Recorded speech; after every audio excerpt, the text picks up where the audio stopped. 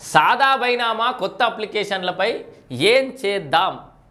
So ఇదొక సాదా బైనామాలకు సంబంధించి ఒక పెద్ద ఎత్తున చర్చ జరుగుతోంది. చాలామంది ఆశావాహులు ఎదురు చూస్తున్నారు.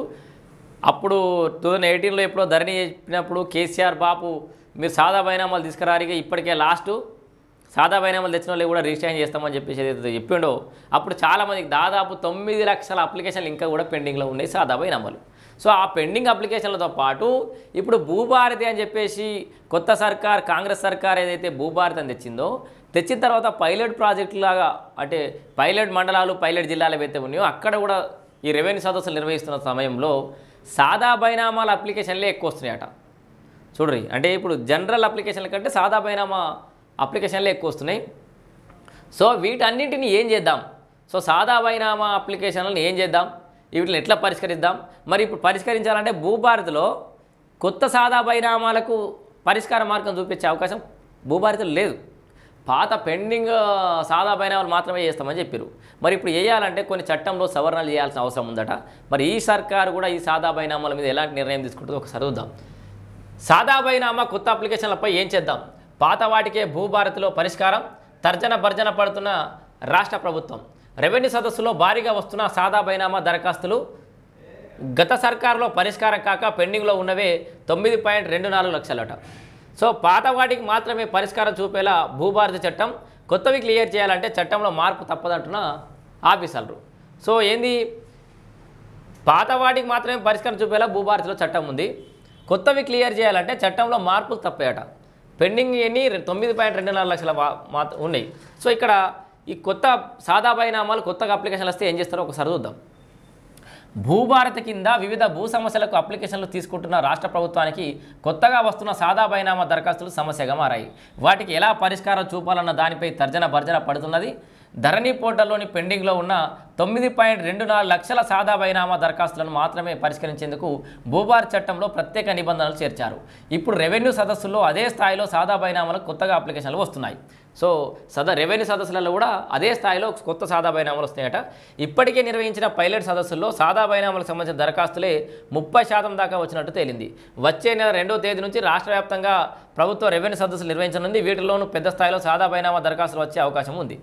సో సాదా బైనామాలకు సంబంధించిన పాత దరఖాస్తులకు మాత్రమే పరిష్కారం చూపుతామని భూభారతి చట్టంలో పొందుపరిచిన ప్రభుత్వం కొత్త సాదా బైనామాల దరఖాస్తుల విషయంలో ఎలాంటి నిర్ణయం తీసుకుంటుందోనని రైతులు మాత్రం ఎదురు చూస్తారు. మరి దీని మీద కూడా నిర్ణయం తీసుకోవాలి.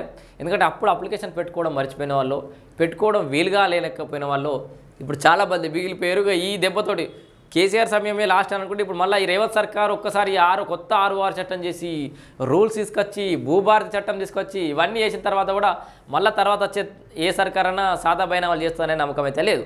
సో ఏమైనా ఉంటే అవకాశం ఉంటే ఇప్పుడే ఈ సాదా బైనామాలు ఇవ్వాల్సిన అవసరం అయితే ఉంది. 4 మండలాల్లోనే సాదా బైనామాలకు 3000 అప్లికేషన్లు. రాష్ట్ర ప్రభుత్వం ఈ ఏడాది జనవరిలో భూభారతి చట్టాన్ని తీసుకువచ్చింది. దీనికి సంబంధించిన అమలు మార్గదర్శకాలను గత నెలలోనే రిలీజ్ చేసింది. ఆ తర్వాత భూభారతి చట్టం అమలు కోసం నేలకొండపల్లి, లింగంపేట, మద్దూరు, వెంకటాపూర్ను పైలట్ మండలాలుగా ఎంచుకుంది. సో పైలట్ మండలాలుగా ఎంచుకుంది. 4 మండలాల్లోనే సాదా బైనామాలకు 3000 అప్లికేషన్. కేవలం 4 మండలాలనే 3000 అప్లికేషన్లు వచ్చినాయట. సో ఇది పైలట్. ఒకసారి దీనికి సంబంధించిన పూర్తి వివరాలు చూద్దాం. ఇక్కడ ఉన్నాయి. భూ సమస్యల పరిష్కారం కోసం ఈ మండలాల్లో అంటే పైలట్ మండలాల్లో రైతుల దగ్గర నుంచి అప్లికేషన్లు తీసుకున్నది 4 పైలట్ మండలాల్లోని 72 రెవెన్యూ గ్రామాల్లో ఏప్రిల్ 15 నుంచి 30 వరకు రెవెన్యూ సదస్సులు పూర్తి చేశారు. 4 మండలాల్లో 11,000కు పైన దరఖాస్తులు వివిధ సమస్యలపై వస్తే అందులో దాదాపు 3,000కు పైగా సాదా బైనామాలకు సంబంధించినవి ఉన్నాయి. 11,000 అప్లికేషన్లల్లో 3,000 అప్లికేషన్లు సాదా బైనామాకు సంబంధించిన అంశాలేంట. ఇప్పుడు ఇంకో 28 మండలాల్లో రెవెన్యూ సదస్సులు ముగింపు దశకు చేరుకున్నాయి. వీటిలోనూ 30% అప్లికేషన్లు సాదా బైనామాల కింద వచ్చినవి ఉన్నాయి. ఇందులో గతంలో ఆన్లైన్లో తీసుకున్న పాత అప్లికేషన్లు కూడా కాకుండా కొత్తవే ఉన్నట్లు అధికారులు చెప్తున్నారు. కొత్త వాటిని పరిష్కరించే మార్గం లేకపోవడంతో ఇదే విషయాన్ని అధికారులు రాష్ట్ర ప్రభుత్వానికి నివేదించినట్లయితే తెలిసింది. సో మరి కొత్త వాటిని ఏం చేయాలో ప్రభుత్వం చెప్పకపోతే అధికారులు మాత్రం ఏం చేస్తారు? ప్రభుత్వానికి అయితే మరి సాదా బైనామా అప్లికేషన్లు ఎక్కువ వస్తున్నాయి సార్ కొత్తగా అని చెప్పేసి చెప్తున్నారట. 5 ఏళ్ళ నుంచి పెండింగ్ ఉన్నాయి. సో ఈ సాదా బైనామాలు 5 ఏళ్ళ నుంచి పెండింగ్ ఉన్న విషయం మీ అందరికీ తెలిసిందే. సాదా బైనామా దరఖాస్తుల పరిష్కారం కోసం గత బీఆర్ఎస్ ప్రభుత్వం 2020 నవంబర్ 10 వరకు ఆన్లైన్ ద్వారా అప్లికేషన్లు తీసుకుంటే 9 లక్షలకు పైగా అప్లికేషన్లు వచ్చాయి. అయితే అప్పటి ROR రికార్డ్స్ ఆఫ్ రైట్స్ చట్టంలో సాదా బైనామా అంశాన్ని పొందుపరచకపోవడంతో ఆ దరఖాస్తుల పరిష్కారం సాధ్యం కాలేదు. అప్లికేషన్లపై హైకోర్టులో పిటిషన్ దాఖలు కావడంతో ప్రభుత్వం పెండింగ్లో పెట్టింది. వాటి నుంచి ఈ సమస్య అపరిష్కృతంగానే మిగిలిపోయింది. సో ఈ సమస్యపై ప్రస్తుతం ప్రభుత్వానికి వినతులు రావడంతో భూభారతి చట్టం 2025లో గతంలో అపరిష్కృతంగా ఉన్న సాదా బైనామా దరఖాస్తులను పరిష్కరించేందుకు ఒక మార్గాన్ని చూపించింది. ఏది ఈ కొత్త భూభారతిలో. ఈ కొత్త చట్టంలో సాదా బైనామా అప్లికేషన్లు పరిష్కరించేందుకు ప్రత్యేక నిబంధనలు తీసుకొచ్చింది. చట్టం ప్రకారం గత ప్రభుత్వం ఆన్లైన్లో తీసుకున్న పాత దరఖాస్తులను మాత్రమే పరిష్కరిస్తామని స్పష్టం చేసింది. ఇక్కడనే సమస్య వచ్చింది. కేవలం పాత పెండింగ్లో ధరణిలో కేసీఆర్ హయాంలో తీసుకున్నటువంటి అప్లికేషన్లు మాత్రమే పరిష్కరిస్తామని చెప్పేసి అయితే ఇలా ఆప్షన్ ఇచ్చింది. అదే ఇప్పుడు కొత్తగా వస్తున్న సాదా బైనామాల పరిష్కారానికి చిక్కుముడిగా మారింది. జూన్ నెలలో వేసవి సెలవుల తర్వాత హైకోర్టు ప్రారంభం కానుంది. ఇప్పటికే గత ప్రభుత్వం నుంచి సాదా బైనామాలపై కొనసాగుతున్న కోర్టు స్టేను భూభారతి చట్టంలో తీసుకొచ్చినవి నిబంధనలను చూపించి వేకెంట్ చేయించనున్నారు.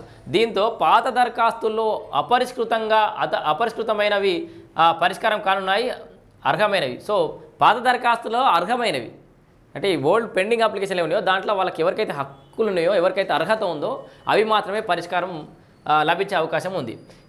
సో అయితే కొత్తగా వచ్చిన వాటిని ఏం చేద్దామనే దానిపై ప్రభుత్వం ఎలాంటి నిర్ణయం తీసుకోలేదు. ఒకవేళ కొత్తవి కూడా పరిష్కరించాలని అనుకుంటే, ఒకవేళ ఇన్ కేస్ కొత్తవి కూడా పరిష్కరించాలనుకుంటే చట్టంలో మార్పు చేయాల్సి ఉంటుందని అధికారులు చెప్తున్నారు. ఆర్డినెన్స్ ద్వారా చట్ట సవరణ చేసే అవకాశం ఉందని పేర్కొంటున్నారు. సాదా బైనామా ఇట్లా. సో ఏంది సాదా బైనామా అంటే సాధారణ కాగితంపై రాసిన ఒప్పందం ద్వారా భూమి కొనుగోలు లేదా విక్రయం చేసిన లావాదేవీ. ఇది మీ అందరికీ తెలిసిందే. సాదా బైనామా అంటే సాదా ఏదో కాగితం మీద రాసుకుంది. ఇవి చాలా వరకు రిజిస్టర్ కాకుండా నోటరీ లేదా సాక్ష్య సమక్షంలో జరుగుతాయి. సో గ్రామీణ ప్రాంతాల్లో ఈ విధానం సర్వసాధారణం. కానీ రెవెన్యూ రికార్డులో ఈ లావాదేవీలు నమోదు కాకపోవడంతో భూమి యజమానులకు చట్టపరమైన హక్కులు లభించవు. దీంతో పట్టదారు పాస్ పుస్తకాలు లేకపోవడం, భూమి కబ్జాలో ఉన్నప్పటికీ హక్కు లేకపోవడం వంటి సమస్యలు తలెత్తాయి. ఇప్పుడు అదే ప్రభుత్వానికి పెద్ద సవాల్గా మారింది. కబ్జాలో ఉన్న భూములకు ఇప్పుడు మళ్ళీ రిజిస్ట్రేషన్ కోసం అడిగితే ఆ భూములు అమ్మిన వాళ్ళకు అదనపు ఖర్చులు చెల్లించాల్సిన పరిస్థితి ఏర్పడ్డది. ఇప్పుడు ఆల్రెడీ నేను పొజిషన్లు ఉన్నా, సాదా బైనామా కింద కాగితం కొన్నా, అది ఎవడో వాని పేరు మీద ఎవరి పేరు మీదనో వచ్చిందనుకో, ఇక వాడు మళ్ళీ రిజిస్ట్రేషన్ చేయాలంటే వానికి పైసలు చెల్లించాలి నేను. కొంతమంది రైతులు నోటరీ పేపర్ల మీద సేల్ డీల్ చేసుకొని కోర్టులకు వెళ్ళి ప్రభుత్వానికి స్టాంప్ డ్యూటీ కూడా చెల్లించి ఆ డాక్యుమెంట్లను వ్యాలిడేట్ చేయించుకున్నారు. అటువంటి వాటిలో కొన్నింటికి కింది స్థాయిలో ఎంఆర్ఓలు ఎంక్వైరీ చేసి పరిష్కరిస్తుండగా మరికొందరు అధికారులు మాత్రం వెనక్కి పంపుతున్నారు. మొత్తంగా సాదా బైనామాలకు పరిష్కారం లభిస్తుందా లేదా భూభారతిలో? మరి పెండింగ్ దరఖాస్తులను మాత్రమే పరిష్కరిస్తారా? ఇప్పుడు కొత్తగా వచ్చే, ఎందుకంటే దాదాపు ఒక 10-11 వేల దరఖాస్తులలో 2-3 వేలు అవే ఉంటున్నాయట. మరి కొత్తగా వస్తున్న సాదా బైనామాలను ఏం చేయబోతుంది ప్రభుత్వం? చట్ట సవరణ చేసి కొత్త సాదా బైనామాలకు కూడా పరిష్కార మార్గం చూపాలని చెప్పి కోరుతున్నారు. అండ్ అసైన్డ్ భూములకు పట్టాలు కల్పించాలని కూడా మన ఛానల్లో ఒక వీడియో ఉంది. చాలామంది దానికి కామెంట్ చేస్తున్నారు కావాలని చెప్పేసి. మరి రాష్ట్ర ప్రభుత్వం దానికి సంబంధించి హామీ ఇచ్చింది గతంలో, దాని గురించి ఇప్పుడు ఎక్కడ కూడా ప్రస్తావన రావట్లేదు. ఖచ్చితంగా ఈ కొత్త సర్కార్ సాదా బైనామాలకు పరిష్కారం చూపెట్టడం అండ్ అసైన్డ్ భూములకు హక్కులు కల్పించడం లాంటి అంశాలను ఆలోచిస్తే కనుక చాలామందికి హెల్ప్ అయ్యే అవకాశం ఉంది. కాంగ్రెస్ పార్టీ యొక్క గ్రాఫ్ పెరిగే అవకాశం అయితే కూడా ఉంది. సో ఇది కొత్త అప్లికేషన్లపై సాదా బైనామాలపై ఏం చేద్దామనే అంశం.